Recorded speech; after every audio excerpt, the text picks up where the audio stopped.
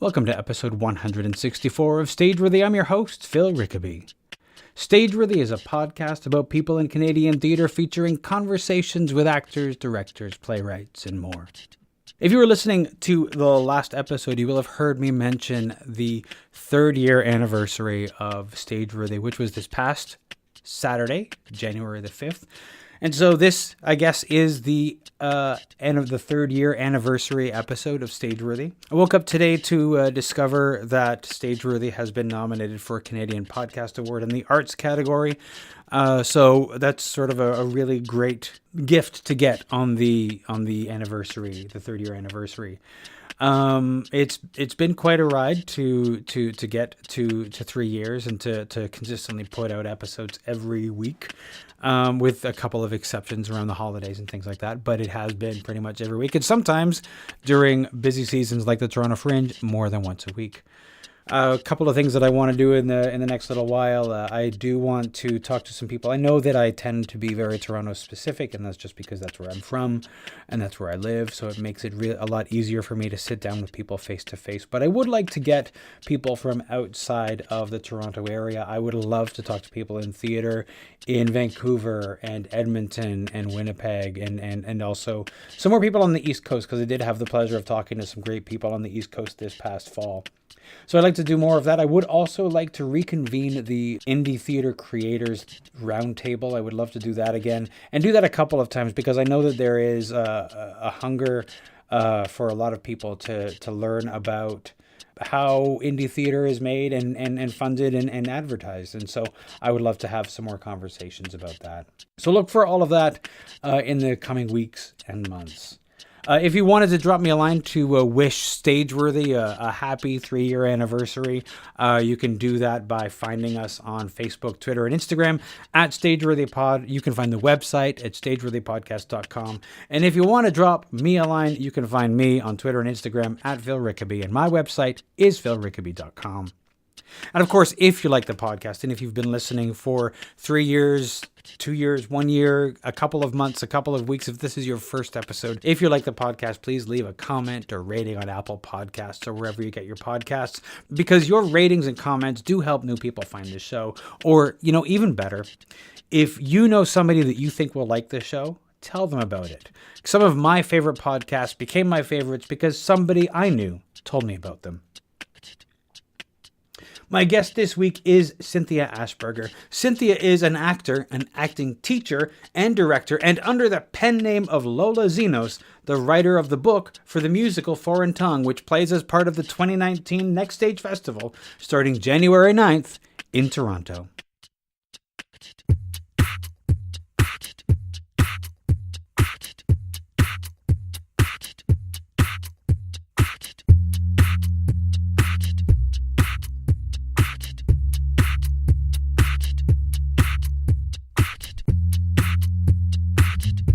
I want to start by asking you to tell me about Foreign Tongue. Yes. Foreign Tongue, which started as a foreign accent syndrome play, and then tongue play, and then for a very short time, speaking in tongues. Okay. Now it's finally found its proper title, which is Foreign Tongue. As a young actress who already had a career in former Yugoslavia, in Zagreb, where I was born, and around Yugoslavia, I got married to a Canadian, and I came to Canada and became that girl with an accent, the blonde girl with an accent. And then my name was spelled Cintija. Okay. Asperger. Okay. And now it's Cynthia Okay. So two very different identities. Yeah. And at that moment, when I was Cynthia with J is silent, but often pronounced Cintija, everyone was asking me, where are you from? So fast forward many, many, many years later, now 30 years later, and a longer portion of my life spent in Canada than in former Yugoslavia. That question still comes up. Yeah. So I wanted to speak about this. I wanted to speak about, no pun intended, but speaking with an accent on stage. I think it's really a very important and very timely topic. And about 6 years ago, I heard about this medical condition known as the foreign accent syndrome, where a person either hits their head, has a migraine, or has a stroke. They fall into a coma. And when they wake up from a coma, they speak with a foreign accent. So the first recorded case was during the Second World War in Norway, where a woman got injured by a shrapnel during the war, and she woke up and she spoke with a German accent, and she got ostracized as a result. So she became the other. You are othered. And when I read that about this American woman who, I can't remember exactly her story, but it was in the Toronto Star. I think she had a stroke or she fell down the stairs, one or the other. And she woke up and she spoke with a thick accent. And she has never left America prior to that. I got an inspiration and I thought, well, this is my story. I fell asleep on an airplane. I woke up. I wasn't in a coma for 6 weeks, but all of a sudden I spoke with an accent, whereas never before have I spoken with an accent, because in Croatian I don't have one. And over the years my accent has become smaller. You know, when I first came, I was having a little more of an accent. People were making fun of it, and then you work hard and you work hard. And after a while, you soften your R's and you do your W's, you know that they are not V's, and you know your TH's and you know your diphthongs, and you drill it and drill it and drill it and drill it. And your tongue can only do so much because after the age of 12, your tongue is fully formed. And it can only be modified, but your tongue muscle, which is, by the way, the strongest muscle in your body. I didn't know that before I started writing this play, but our tongue muscle is the strongest muscle. And yes, when you think about it, it works all the time because we talk a lot. You can modify it. You can sort of get new muscles, but certain things that are like muscle bound, you can't fix them anymore. You just simply can't. And depending on which language, and that differs. So therefore the tongue in this title, and every time we had 4 titles, but the tongue was always in it, and foreign also. Now, this is also a musical. It is. So was it always a musical, or when did it become a musical? Yeah, it became a musical right away. Okay. I woke up and I started writing, what if your tongue is wrong? What if you sound foreign? What if you don't belong? Where were you born? Where there's a will, there's a way. Take some lessons, okay? So that was the beginning of then Foreign Accent Syndrome play. And I just thought, well, I don't know why, but this is a musical. It came out of those rhymes. I think I was inspired by Brechtian plays, which are often satirical in their nature, especially by the Threepenny Opera, which I've done, and where there is something in Threepenny Opera that speaks to stereotype of a beggar. Now here we're speaking to a stereotype of an accented person, of a foreigner, of an immigrant, of a refugee, of an immigrant, really, of an immigrant, but someone who is on the other side, of a certain glass wall.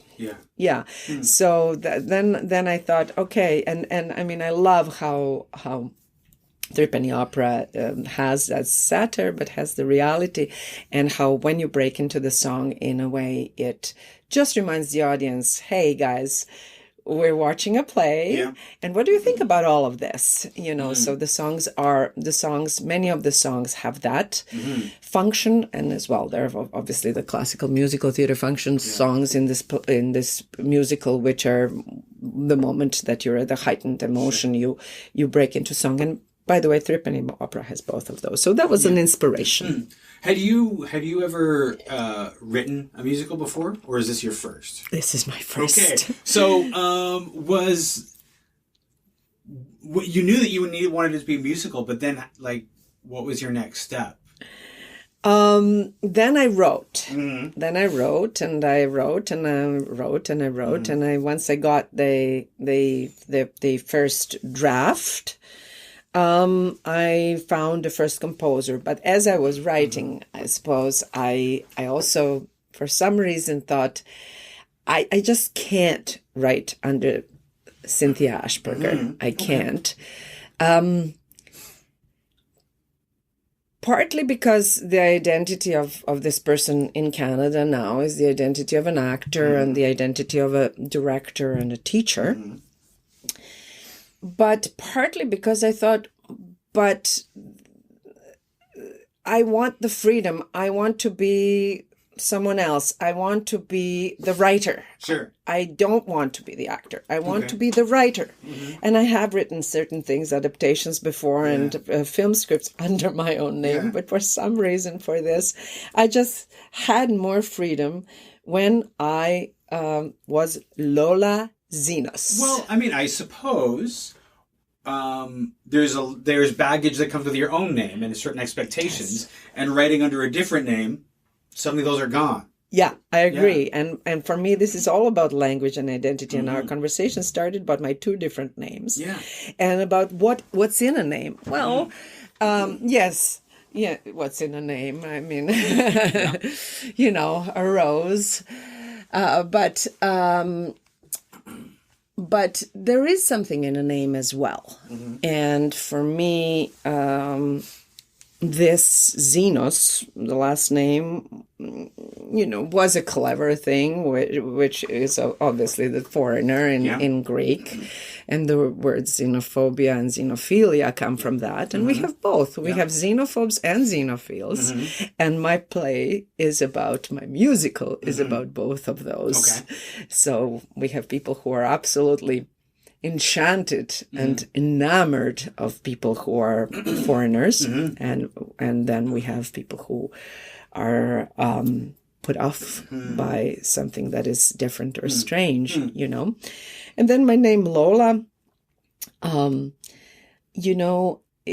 guess that's a little more serious. We had in Yugoslavia, we had an anti-fascist fighter, Ivo Lola Ribar. Okay. That was a guy. And I thought, I just really want to take that name because I like the idea of standing up for those who are on the margins. Okay. Nice. Yeah. Yeah. And especially these days, and in these very challenging times, I would say, very challenging times. Absolutely. From many different directions where, people are just, in a way, stressing differences, I find currently, rather than similarities and what connects us. I think I wanted to speak about that, and I will say that when I started this 6 years ago, we were in a slightly different political climate. But still, it's interesting how over the time, in fact, I would say this musical became more and more apropos. If we could, I'd like to talk about how you got to the theater. Like, why? So you came from Croatia. Were you already doing theater there? Yes. Okay. So what drew you to the theater there, and what continued you on that journey here? Oh, wow. Well, I was 12 when I shot my first movie. Oh, okay. I was picked out of a lineup in a children's one of those places where you go and play. Sure. Yeah. And the director came, and we would, in this play room, I guess we would do plays sometimes, and there were some of us who I guess were into it, and then the lady who was really fantastic, who was this kind of legendary amateur theater, I would say, woman back in Zagreb. She said, well, there are these people who take a look at them, and then they asked me to do a test shoot, and I got a movie. And then there was a half-hour little science fiction movie, in fact. And then at the end of it, I got, I think, enough money to buy a bike. Okay.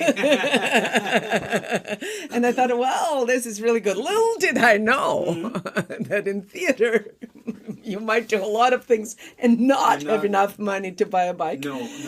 But there, I did, and I mean, I just thought, well, I was playing, and that was fun, and at the end, I got to buy a bike. But more seriously, then later on, when I was 14, I joined a community theater, and it just, I don't know, I just didn't see any other option but to do that. It's one of those, I got the bug early, and I just pursued the bug, and never since I was 14 done anything else. How did you end up teaching? Well, it has to do with the accent. Okay. It does have to do with the accent. When I came here in 1986, I was here for a few years, and I did a few plays. Wonderful with Banuta Rubesh, Boom Baby Boom was one of the highlights. And I did Ophelia with Tibor Feheregazi in Persephone in Saskatoon. And there were other plays that I did, but I somehow wanted more. I realized that I was being hired by people who either had immigrant parents or were accented themselves. Panuta Rubesh, Damir Andre, Tibor Feheregazi, Claude Gimming. I mean, it was all people who wanted to work with me. Sigrid Herzog, who came from Germany as an invitation of then Equity Showcase. What a wonderful institution that we unfortunately no longer have. Yeah. And I started to realize, I mean, that was my moment of where are you from, which was, I guess, the fuel for this work now for foreign tongue. And at some point, I got an invitation to go back to Zagreb and to act there, and I went. And actually, my daughter, by then my Canadian daughter and my Canadian husband, Alan Eastman and Sybil Eastman, we all moved back there, and we said, okay, we'll do it over there for a little while, because things were just kind of a little easier for me there. And Alan, who is a film and TV director, he would be coming here, and he was working here as a guest worker in Canada, but would come home to Croatia. But then, as my character Vishnya in Foreign Tongue would say, the war broke out. Bad luck. Bad luck. And so the war broke out, and then we took an airplane and we came back to our dear Canada. And at that point, I said, okay, the war was long, and I said, I will be making my life in Canada. And this is my dear homeland now. I'm no returning back. So at that point, those were very hard years. And at some point, I started a little class. I had already taught a little bit back there, and I started a class at a village playhouse in Bloor West Village, and I just wanted to practice my art, really, and got a group of people going. And as I started teaching, I realized I loved it. I probably wouldn't have started the class if I didn't love it. No, it's true. Yeah. It's kind of, you come to it again, I don't know how you come to it, but I think now that I've been teaching for 25 years or longer, really, 28, you come to it. I think teachers are also kind of born. It emerges from you at a certain point where you feel like you have something to do and you grow together. I mean, I'm certainly a different teacher now than I was in 91. But you grow together with teaching and with your students, and you learn from them. And I think it's this big turning, big conversation that happens. And somehow it just... At some point, I auditioned for something here in Toronto, where I thought that I did really well in the audition. This is my classic story, and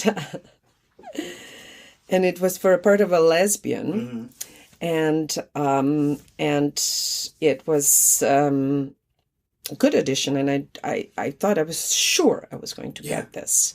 And I ran into the director socially a couple of days ago, and I said, I thought I really did well at that audition, and was searching, will I get a call back? Will something happen? And she said, you did a wonderful audition, but a lesbian with an accent. She said, that is just a little more than our play could take. And I understood. Yeah. I understood at that time that, that was a long time ago, and it was a galaxy far away, and was a different time. And I understood that even then it was... some material of this play was challenging enough. Yeah. I think that the complication of a foreigner being one of the leads, a foreigner, once again, you see, I'm othering myself. But at the same time, I thought, okay, this didn't have anything to do with relations, like mother, father, daughter, son, where that has to be worked out precisely. This is a new play. It's about Canada, and it's about just the sexual orientation. And even here, it's too much. And then I thought, okay, I think I need to put my efforts into teaching, which I also love and gives me an incredible amount of artistic satisfaction. And I just put all my efforts into it. So now in my musical, Vishnya, my character, she actually gets a phone call at the end of the towards the end of the play, and it's her agent, and she goes, "Oh, they want me to be in a play at Factory Theatre. Lesbian, sure I can be a lesbian. And they want to have me just because I have an accent." So I fixed it. Yeah, there you go. That's the thing that you can do when you write it. Yeah. I fixed it. They now are giving me that part because I have an accent. Yes. You mentioned when you went back to Croatia before the war, your husband and your daughter went with you. Yeah. Did they find when they were there that now they were the other? Well, she was 3 and she picked up the language immediately. Yes, and by the time she was 5, she fluently spoke the 5-year-old's Croatian. Sure. And that's the thing, that is another theme of my play. It was good that you asked. Alan didn't, because English is the lingua franca. English is the language of the world.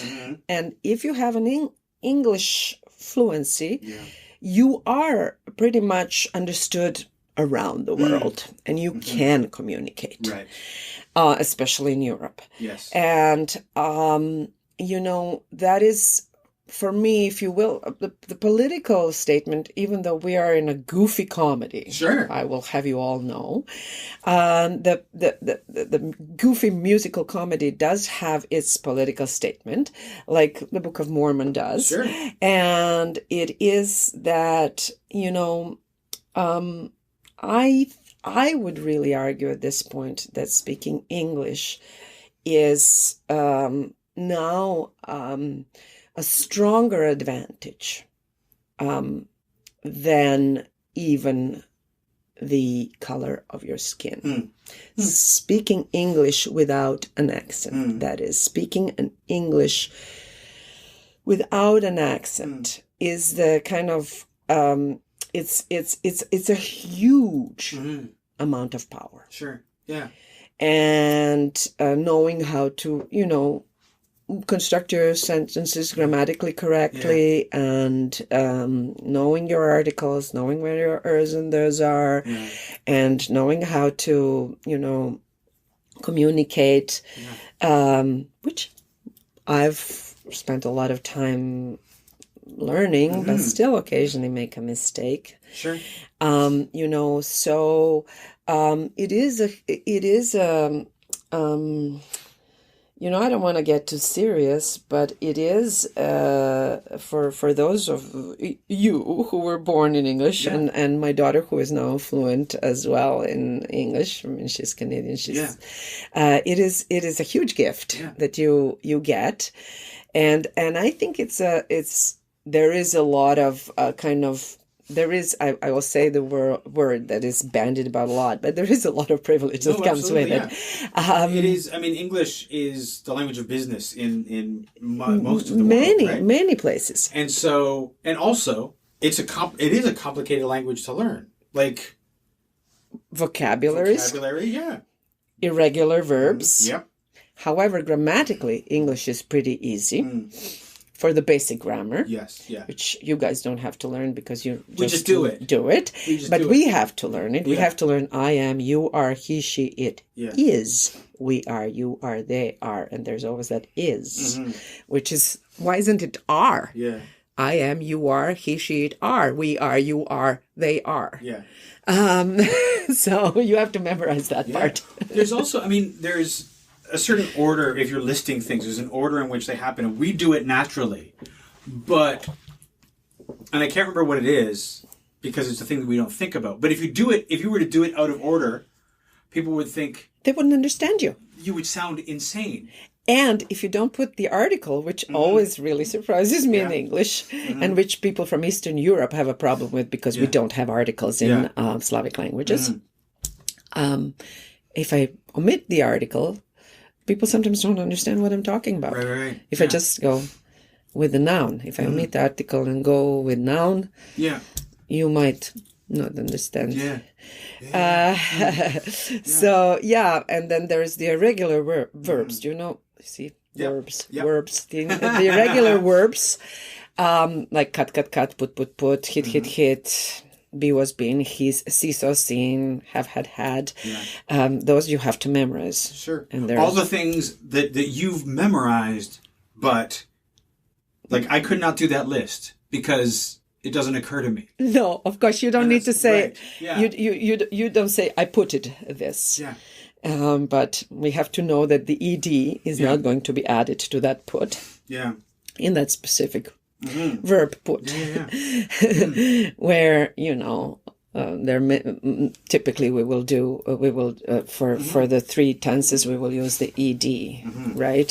So the ed suffix.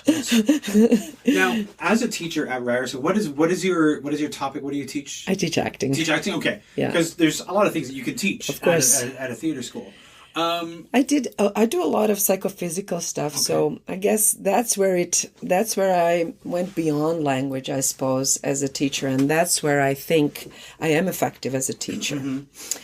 That I believe that the language comes first, and then it comes last, and that your work is everything in between as an actor. Right.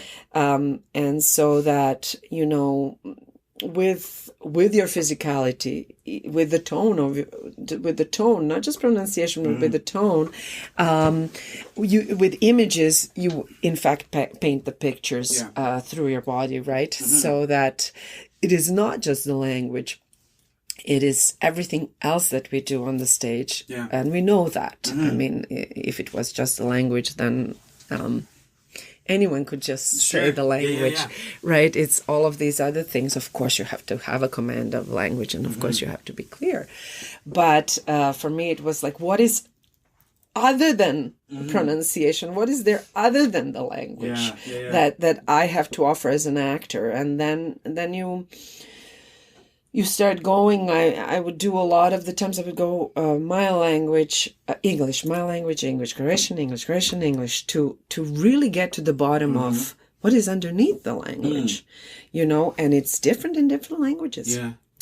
And that's another beautiful thing.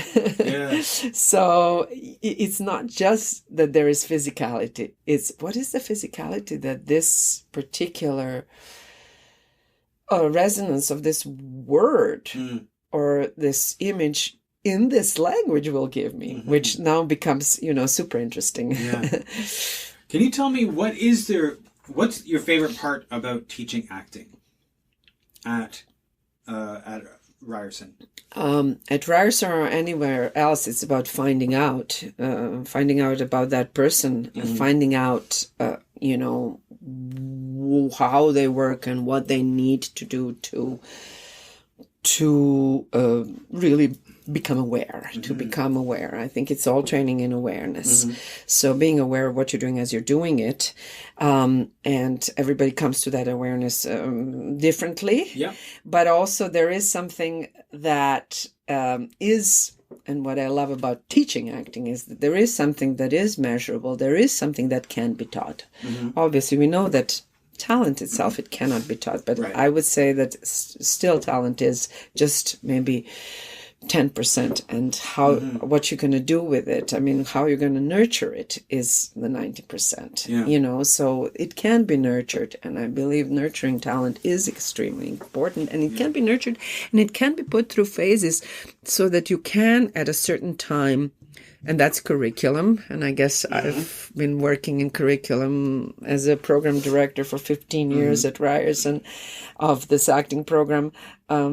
What happens at this juncture? What happens at this juncture? What happens at this juncture? So, I mean, from teaching beginners sensory exercises and just how do we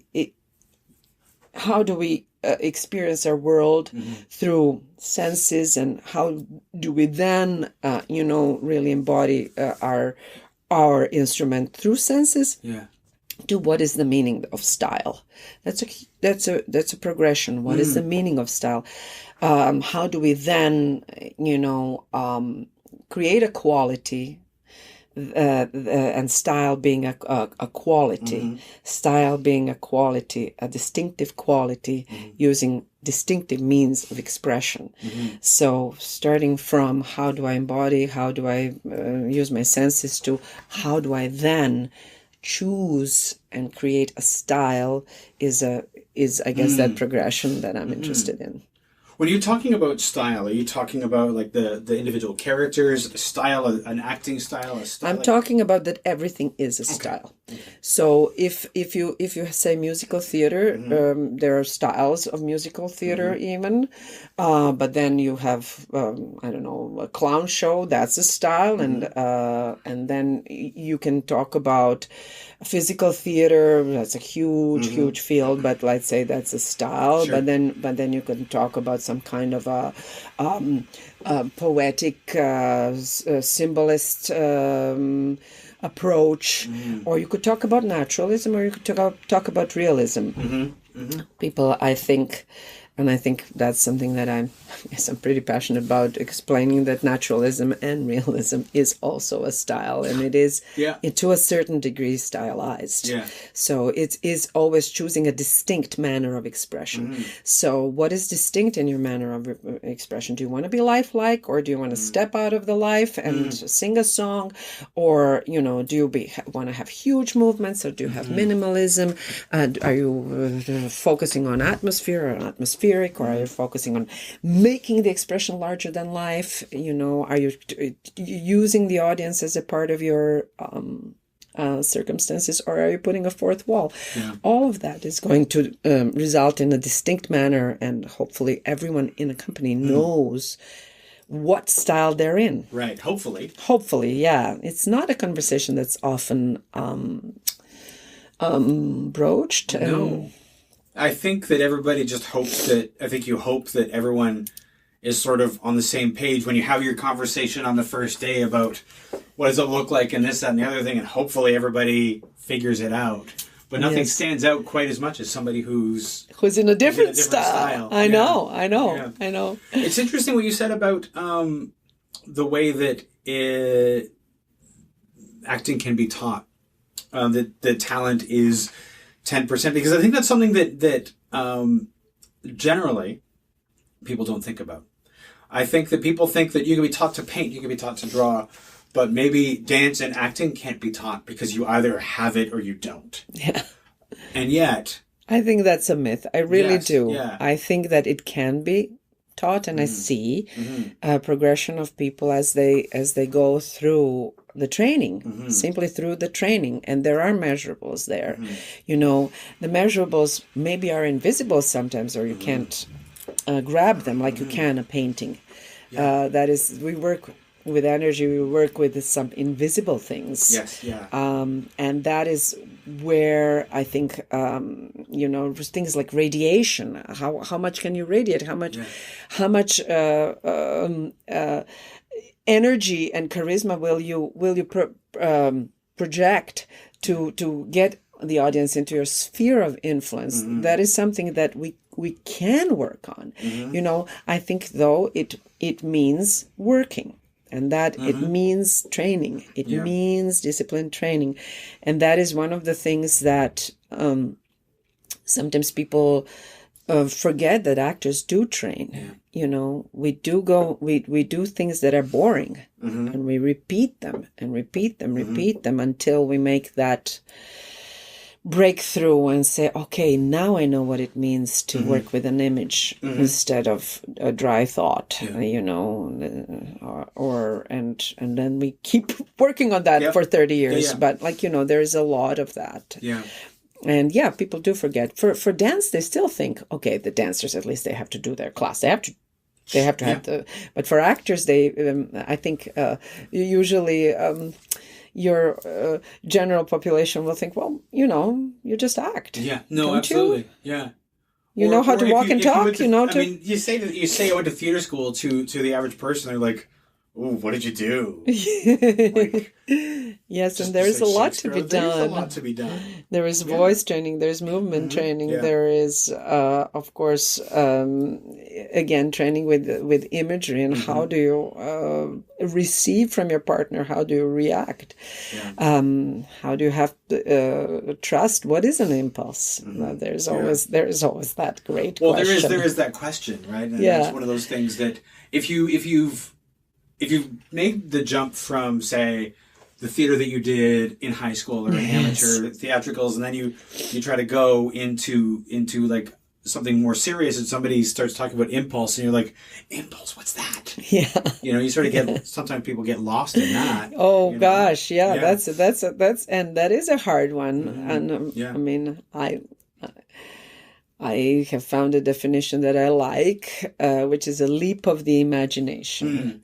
So if we're training, if our main training is in awareness, and that is in awareness through imagination, I should have said earlier, then I would say that in impulse is where you leap, where you take a leap of faith, where something moves you in some way out of the ordinary, I suppose. Imagination is probably the most important tool in the actor's toolbox, because yes, I would agree. It's the thing that people who don't do it don't do, because they grew up.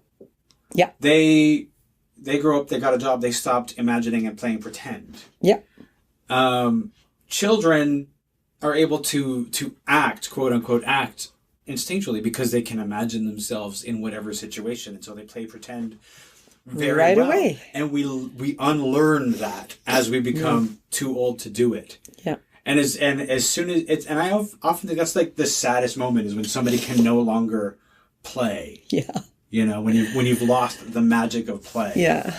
Yeah.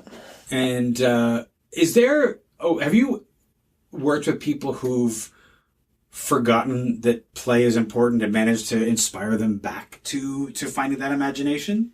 Yeah, Yeah. I think that's a lot of teaching.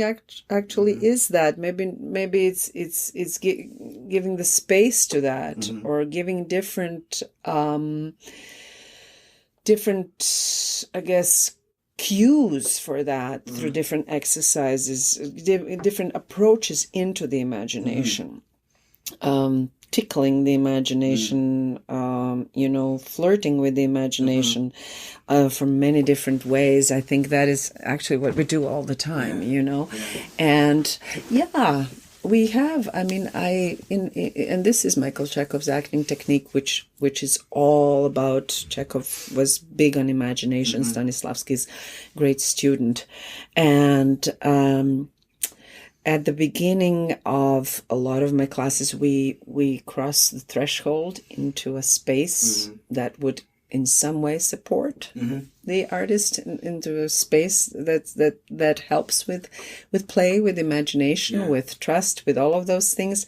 And I would say that very crossing the threshold, that very moment of making the decision to go back, if you will, into the play, back into the imagination, into the world of the imagination is something that, first and foremost, I always do. Like, you have to make that decision. Yeah. You have to say, okay, I will do this, you know, and then from that place, you can have doubt, or how could I make this better? But if you haven't made that, I'm gonna go and play, then we can become, it slows us up, and we can become cynical, and we can question too much, and it can become almost impossible to play. Yeah, and if you haven't played, then starting to play can be very frightening. Like, it's vulnerable to put yourself in that situation, because you've learned that grown-ups don't play, and now you're supposedly a grown-up, and you're not supposed to play anymore, but now you have to be willing to look foolish, which can be a difficult threshold to cross. Very. But we have to be willing to look foolish. Yeah. And we have to be willing to make mistakes. Right? And go outside of how we experience ourselves in a daily life, daily life. To stretch. That's the whole point, I think, that we want to go. And that sometimes makes us feel foolish. I never do that, or I never feel like this, or I never do this movement. I never do that. But, of course, then we get to the question of which eye. Yes, well, there's that. There's that.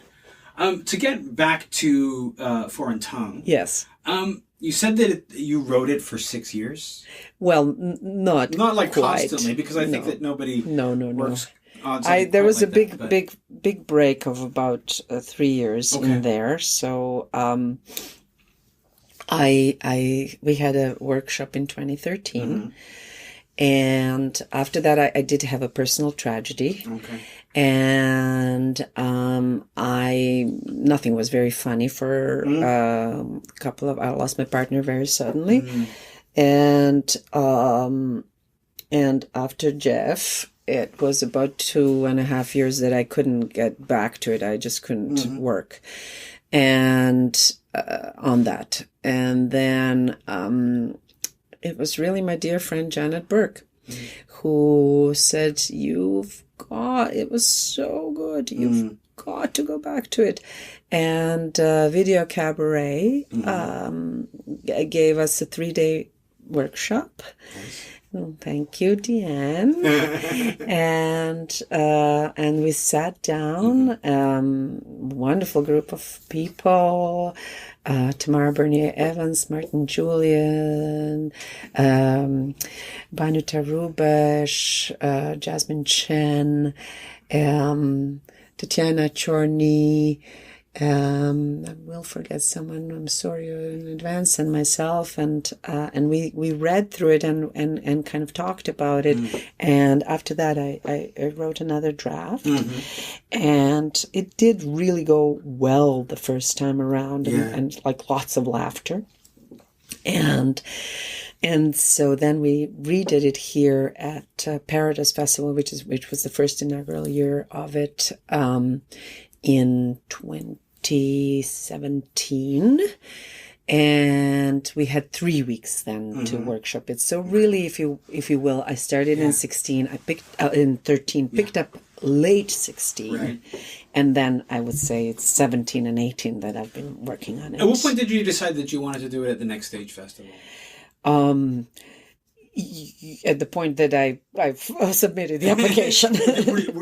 Was that a sudden decision, or were you? It was. It was Daniel Abrahamson who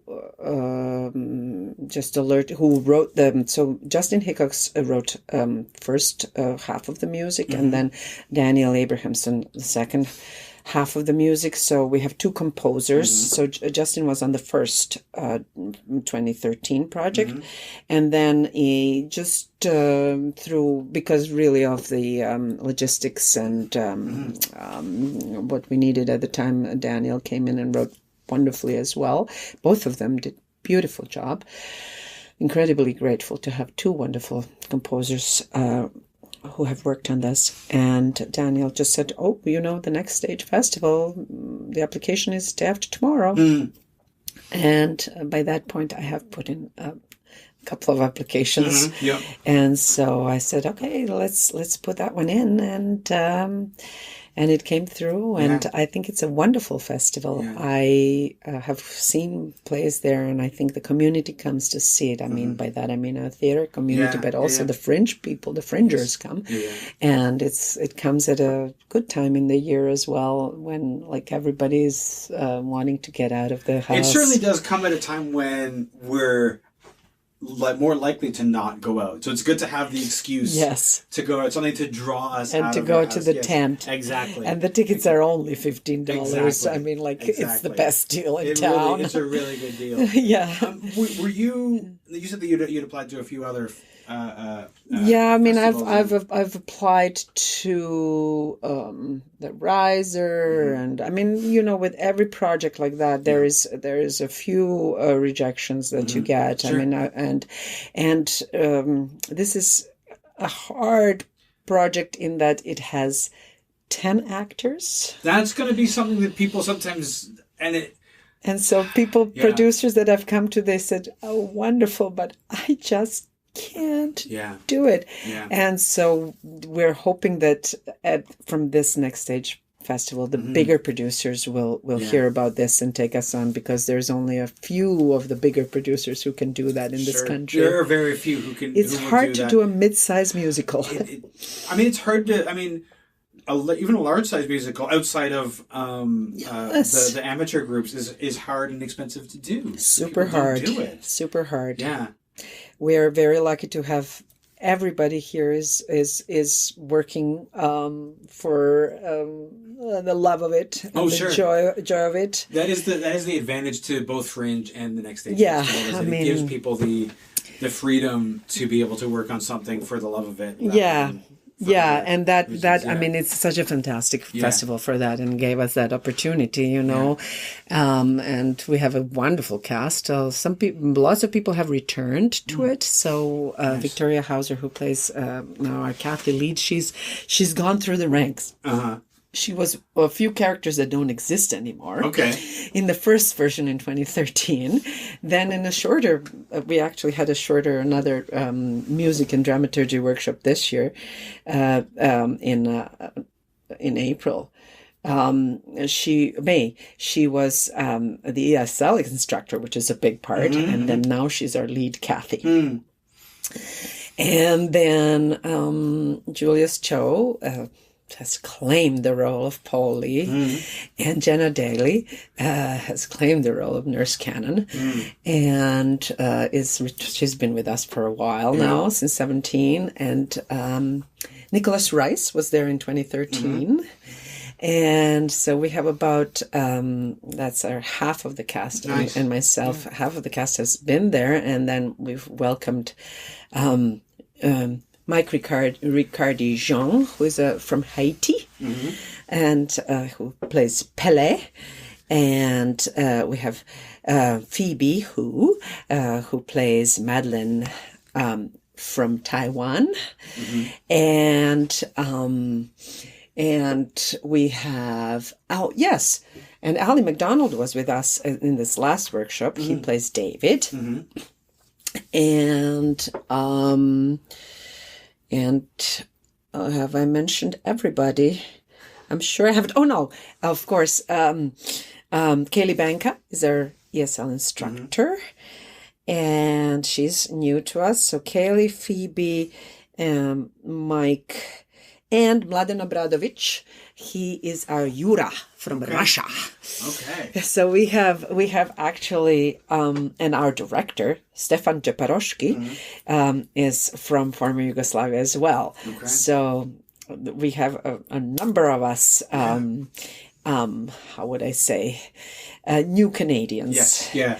And we have Stefan and Mladen and Phoebe and myself and Mike Ricardijan, who are the accented people.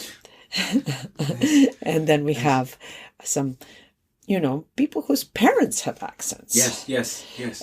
And I know that a lot of Canadians have that experience. Oh, sure, absolutely, yeah. And so, and then of course, the heart of this show is to put one of you lucky people who don't have accents into our shoes. Of course, yes. Yeah. So that is the main heart of the stories. You can't understand me until you've walked in my shoes.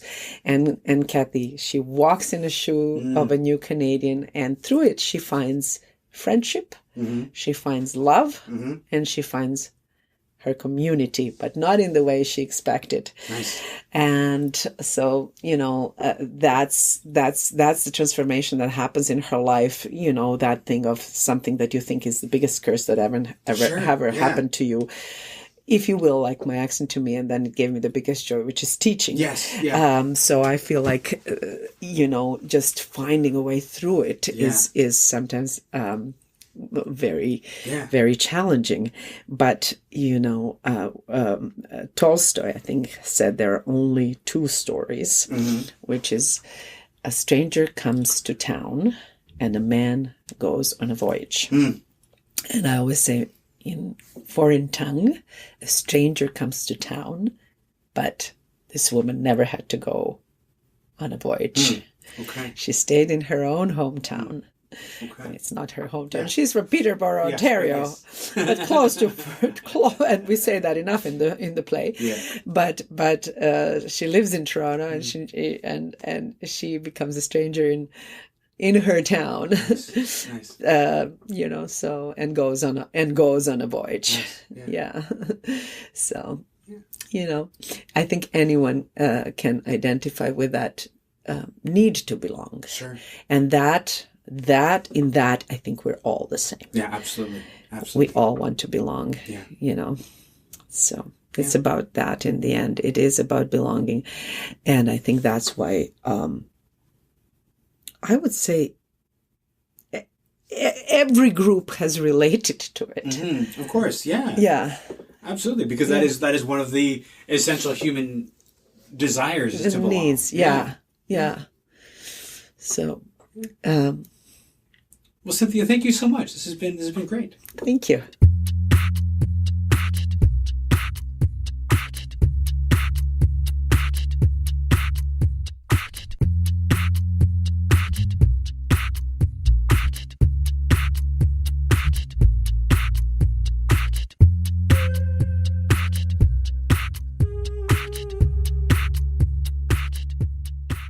This has been a Homebody Productions production.